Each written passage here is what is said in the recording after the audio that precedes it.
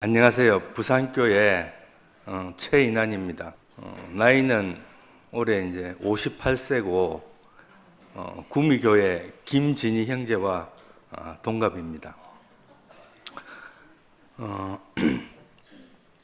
사실 부산교회 저보다 훨씬 더 분명하고 정확하게 선포할 분들이 널렸는데 어찌 제가 찍혀가지고 이 자리에 서게 됐습니다. 사실은 처음 전화 받고 조금 이제 그 당혹감을 가졌어요. 제가 교회 온 지 40년이 넘었는데 40년 교회 생활 하다 보면 그 연륜도 쌓이고 경력도 쌓이고 뭐 취미라고는 목사님 말씀 듣는 것밖에 없어 놓으니까 뭐 말씀하라면 좋아했거든요. 아니 뭐 좋아한 걸 뛰어넘어서 좀 안 시켜주나 은근히 이런 마음도 있었는데 아니 말씀하라는데 내가 웬 이렇게 당황하지 싶었어요. 저번에 우리 형이 그 말씀 기술자라는 용어를 썼잖아요. 말씀 기술자. 이 복음을 알기 전까지 여러 군데 말씀을 하러 다녔는데 예수 따로 나 따로인 것도 아무 상관없이 말씀이 전해지는 그 말씀 기술자였다. 저도 뭐 예수하고 아무 상관없이 그 예수를 얼마든지 전할 수 있었죠. 너무 아이러니하잖아요. 내가 모르는 예수를 신나게 증거하는 겁니다. 근데 이 십자가에 내려오지 못한 예수에 대해서 선포하라는데 제가 순간 멈칫했어요. 왜 멈칫했냐면 첫 번째는 그 양생애처럼 우리 MZ세대처럼 그렇게 신나게 생동감 있게 절절하게 그렇게 표현할 자신이 없는 거예요.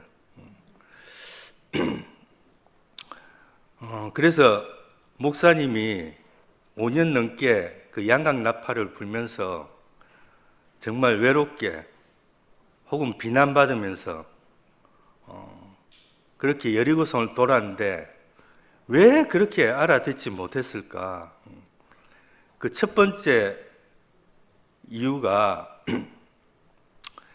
그 십자가에서 내려오지 못한 예수가 나다.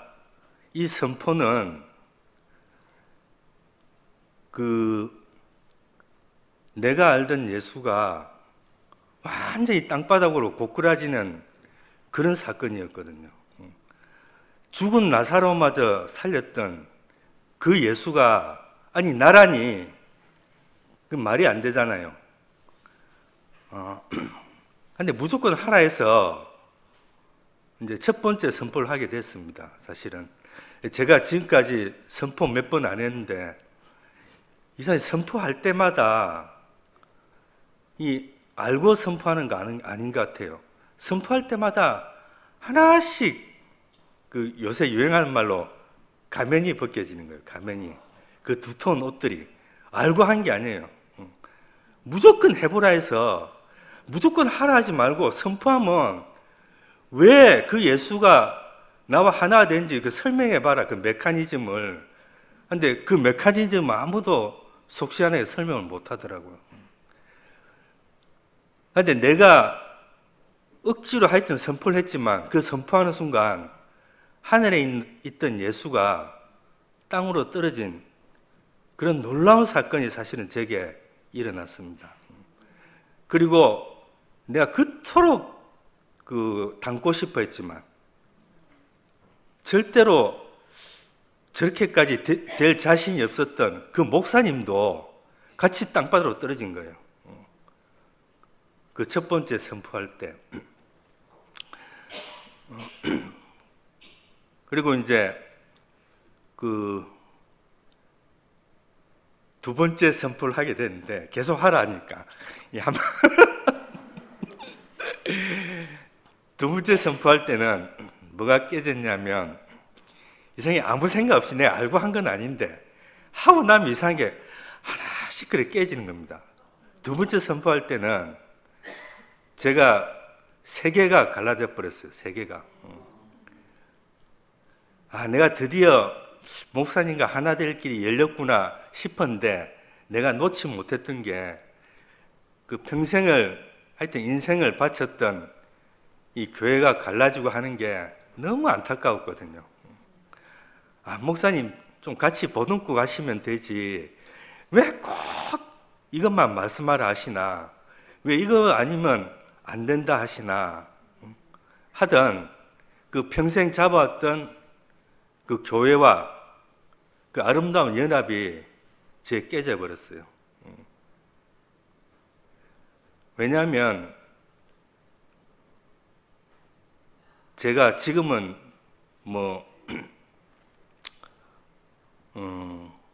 옛복음이란 말을 쓰는데 저는 옛복음이란 말도 별로 안 좋아했거든요. 왜냐하면 그 옛복음이 저는 좋았거든요. 저는 옛날 목사의 말씀으로도 인생 부정함이 없었습니다. 사실은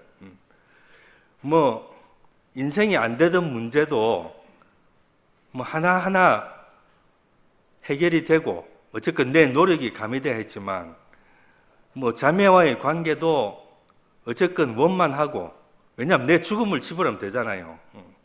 내가 잘못했다 하면은 잘못했다는 사람한테 화는 못 내니까 그 옛복음만 해서 그까지는 되더라고. 그까지 되는데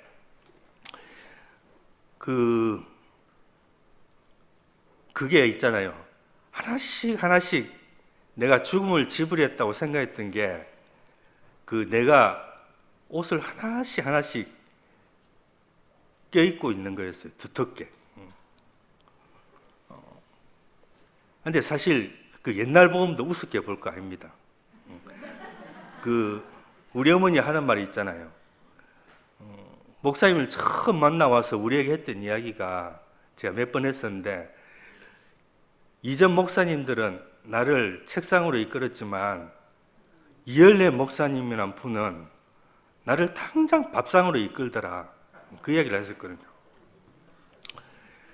그래갖고 이제 우리 어머니가 그 교회를 나오게 됐어요. 동신교회를. 평생 다니던 동신교회를 나오게 됐는데, 그 나온 우리 어머니를 붙잡으려고 이제 장로님들이랑 이 성도들이 쫙 몰려왔잖아요. 우리 집에. 몰려갖고 우리 어머니를 딱 가운데 앉혀놓고 왜 도대체 그 교회에 가려고 하느냐, 그걸 막 추구하는 거예요. 그때 우리 어머니가 이제 무슨 기분을 느꼈냐면, 예전에 소록도 건너편 고흥에서 교사 생활을 했었는데, 그 소록도가 이제 나병 환자촌이잖아요. 아침에 출근하면서 딴 생각을 하다가 무심코 버스를 탔는데, 타고 나서 딱 보니까 차 안에 온통 나병 환자들만 있는 거라. 그래서 막 으악 단발말을 지르고 버스 기사한테 빨리 세워주세요 있는 힘껏 고함을 지르고 달리는 버스를 세워가지고 내렸잖아요. 우리 어머니가 자기를 중한 사람들을 보고 그 표현을 했어요. 그 표현을. 도저히 거기는 앉아있지 못하겠더라. 그러니까 목사님 옛날 복음도 보통 복음 아닙니다. 정말. 제가 거기 취해 살았죠. 거기 취해서 정말 여기가 좋사오니, 여기가 좋사오니. 근데 그 좋았던 여기는 이상하게 저 같은 경우는 가장 가까운 사람과의 관계에서 뭐가 깨져요.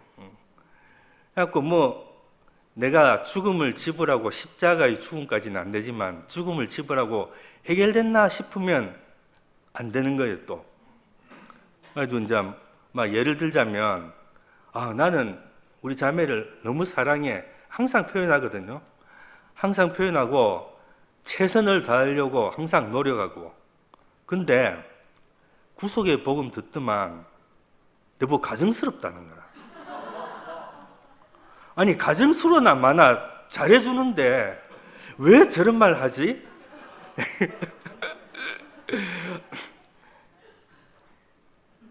근데 그때는 몰랐죠. 구속의 복음 듣더만 헷가닥했나 내가 이랬는데 알고 보니까 그 자매를 사랑하는 것에는 내가 있었어요. 내가 자매를 사랑하는 내가 있어요. 그러니까 내가 좋아서 한 거예요. 내가 좋아서.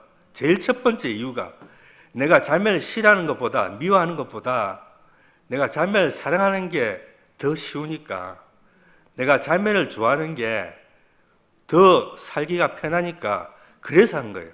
첫 번째가. 근데 그걸 전혀 몰랐죠. 그러니까 뭐 예전 복음을 요즘 가면 이야기를 많이 하던데, 그 가면을 벗고 싶다고 벗어지는 가면이 아니에요. 그 가면이. 저는 그랬어요. 왜냐하면 거의 가면인지도 모르고 살았으니까. 내가 옳다고 살았으니까. 가면인지도 모르는데 어떻게 벗겠어요, 그것을.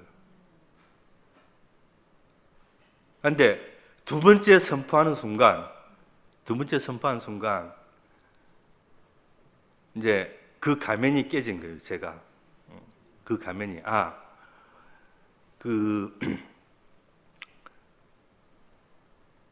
이때까지 내가 피조물의 자리, 흙의 자리, 십자가의 자리를 내가 살면서 이뤄 보겠다고 했던 것은 절대 이룰 수 없는 허망된 꿈이었구나. 근데 목사님 말씀대로 한번 딱 선포를 두 번째 하고 나니까 희한하게 있잖아요. 내가 좋았던 예수, 내가 좋아서 했던 교회 생활, 내가 좋아했던 연합, 이게 다 부서져 버리는 거예요.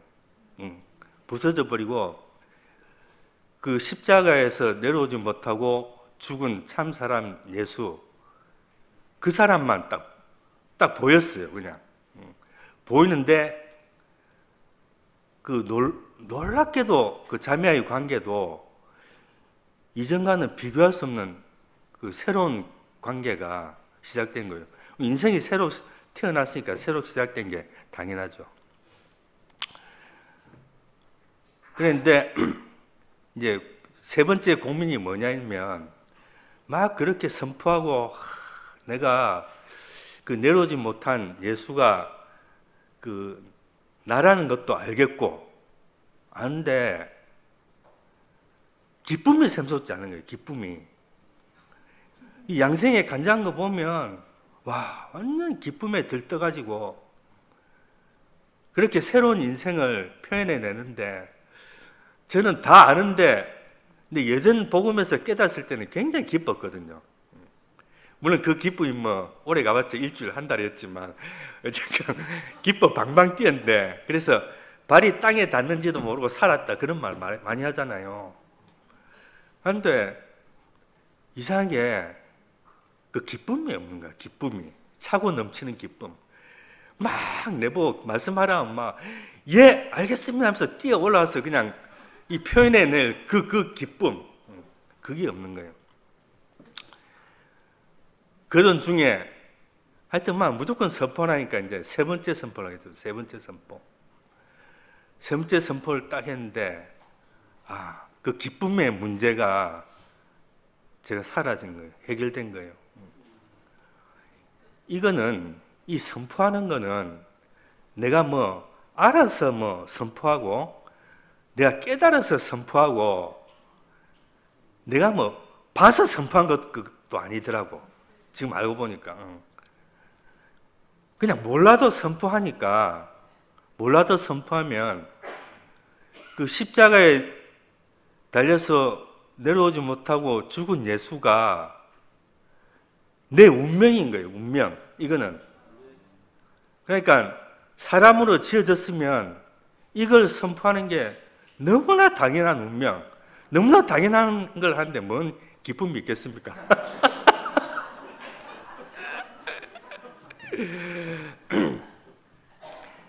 그래서 사실은 제가 이제 처음 말씀하라 했는데 제가 연기시켰거든요. 일 있다고 이제 핑계 내서 연기시켰는데 이 MZ 세대처럼 선포할 자신이 없어서. 그런데 목사님이 이번에 MZ 세대에게 문턱을 낮춰라 했잖아요. 문턱을 낮춰라. 그런데 이번 일요일 날 누구야?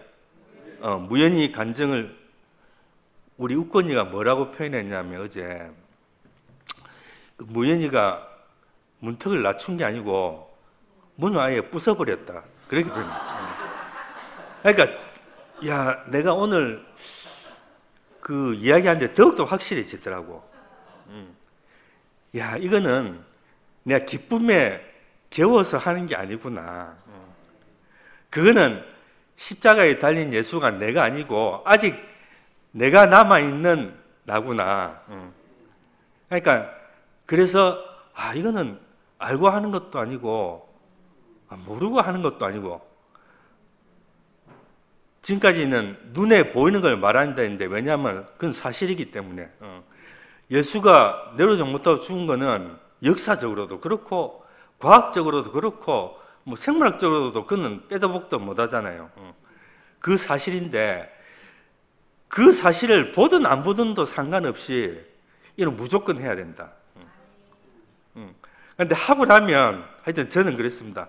하나씩 막힌 담이 허물어지는 거예요. 도저히 이해할 수 없었던 목사님 왜 그러십니까? 까지 했던 그 물음까지도 허물어진 거예요. 그래서 저는 이제 제일 기쁜 게 그러다 보니까 MZ세대 말이 잘 안 들렸거든요. 참 그렇게 목사님은 자들 말만 열심히 들었는데 그 열심히 들은 말이 내가 듣기 싫으니까. 왜냐면 항상 나를 까는 말 같아. 이상하게 그렇게 딱 들려요. 100% 그렇게 들린 거야. 내부한 말 같아. 그런데 그 말에 드디어 내가 너무나 아멘하게 되었습니다. 너무나. 그래서 누가 그러더라. 무연이를 보는데 뚱뚱한 목사님이 보였다 그랬잖아요. 야, 제가 그런 거예요. 무연이를 봐도 그렇고 우리 우건이를 봐도 그렇고 거기에 목사님이 있는 거예요. 그리고 나를 봐도 그렇게 되고 싶어 했지만 그렇게 되고 싶어 해서 그렇게 사랑하고 목사님을 그렇게 따랐는데 마지막에 목사님 왜 그러십니까? 도대체 제가 그랬거든요. 지금 잘 살고 있는데 왜 또 성경에도 없는 말씀을 꺼내가지고 왜 그러십니까? 그러니까 내가 사랑하고 내가 따랐던 그 예수, 그 목사님은 내가 그린 예수예요. 내가 좋아하는 예수, 내가 그려놓은 예수, 내가 따를 만한 목사님. 그런데 정말 나는 절대 아니라고 생각했는데 나는 십자가에서 내려오지 못한 예수가 그건 당연하다고 생각했는데 사실은 안 보였던 이유는 그걸 거부했기 때문이에요. 그게 내가 따를 만하게 보이지 않아서 정말 100% 몰랐습니다. 나는 목사님 말하면 100%다 오케이 할 줄 알았는데 1%도 오케이 안 되더라고요. 결정적인 순간에 가니까. 내가 싫어한 걸 내놓으니까 아멘이 안 되는 거예요. 너무 이상하잖아요. 40년을 그렇게 좋다고 따라왔는데. 그래서 정말 이 자리를 빌어서 그렇게 못 알아듣는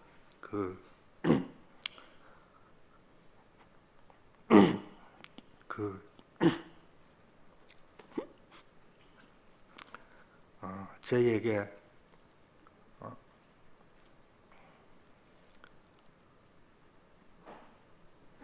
그 십자가에서 내려오지 못한 그 참사람 예수만이 너다고 끝까지 말씀하셔서 저 같은 사람도 오늘 이 자리에 서게 되었습니다. 너무나 감사하고, 그리고 오늘 이 자리에 이제 저를 낳아준 어머님도 와 계시고, 그리고 먼 길을 수고롭다 하지 않고 와준 우리 부산교회 형제 자매들도 너무나 감사하고, 저는 이 복음 안에는 기쁨이 없다고 망설였는데 막상 오늘 또 선포를 하고 보니까 얼마나 기쁜지 모르겠습니다.